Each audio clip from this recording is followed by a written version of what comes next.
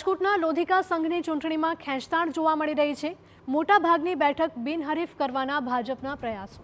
તો ભાજપ હાઈકમાન્ડના આદેશ બાદ પ્રદેશ મહામંત્રી રાજકોટમાં પ્રદેશ મહામંત્રી અનિરુદ્ધ દવે દ્વારા ડેમેજ કંટ્રોલ કરવાનો પ્રયાસ કરવામાં આવી રહ્યો છે। પ્રદેશ મહામંત્રી અનિરુદ્ધ દવે જિલ્લાના સહકારી આગેવાનોને રૂબરૂ મળ્યા। તો જિલ્લાના સહકારી આગેવાન જયેશ રાદડિયા, અરવિંદ રૈયાણી, નરેન્દ્રસિંહ જાડેજા, નીતિન ઢાંકેચા, બાપુ નસીત રૂબરૂ મળ્યા હતા। ત્યારે જિલ્લાના સહકારી આગેવાનો સાથે 1-to-1 બેઠક પણ કરી। અત્યાર સુધીમાં 15માંથી માત્ર 2 બેઠક બિનહરીફ થઈ છે। ફોર્મ પરત ખેંચવાનો આજે અંતિમ દિવસ છે। બપોરે 3:30 સુધીમાં ચિત્ર થશે સ્પષ્ટ।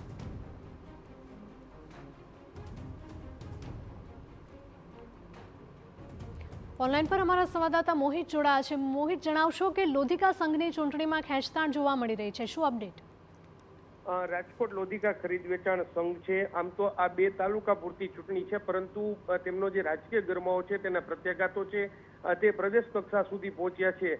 જે પ્રકારે કુલ 15 જેટલી બેઠકો છે તેમાંથી 2 બેઠકો છે તે બિનહરીફ થઈ છે, જ્યારે 13 બેઠકો માટે ચૂંટણી જંગ છે તે ખેલાવાનો છે અને આજે ફોર્મ પરત ખેંચવાનો છેલ્લો દિવસ છે। આ ચૂંટણી છે તે સમરસ થાય તે માટે જે પ્રદેશ કક્ષાએથી પ્રયત્નો છે તે હાથ ધરાતા જોવા મળી રહ્યા છે। ગઈકાલે રાજકોટના પ્રદેશ મહામંત્રી જે અનિરુદ્ધ દવે છે તેમના દ્વારા સહકારી આગેવાનો છે તેમની સાથે બેઠક છે તે કરવામાં આવી હતી અને આ બેઠક અંતર્ગત આ ચૂંટણીને સમરસ કરવાના પ્રયત્નો છે તે કરવામાં આવ્યા હતા। જે પ્રાથમિક માહિતી મળી રહી છે તે પ્રમાણે 13 બેઠકોમાંથી આજે 10 બેઠકોમાં સંમતિ છે તે સધાઈ ગઈ છે અને આ 10 બેઠકોમાં જે પણ ઉમેદવારોએ પોતાના ઉમેદવારી ફોર્મ ભર્યા છે તેમાં પાર્ટી દ્વારા જેને મેન્ડેટ આપવામાં આવ્યો છે તે જ પોતાના ફોર્મ રાખશે। બાકીના લોકો છે તે ફોર્મ પરત ખેંચી લેશે, પરંતુ હજુ પણ 3 બેઠકો માટે મામલો છે તે ગૂંચવાયો છે, જેને લઈને છેલ્લી ઘડી સુધીનું લોબિંગ છે તે કરવામાં આવી રહ્યું છે।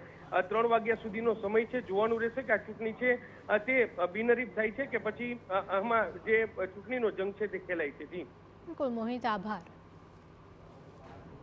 તો અત્યાર સુધી 15માંથી માત્ર 2 બેઠક બિનહરીફ થઈ હોવાનું સામે આવ્યું છે।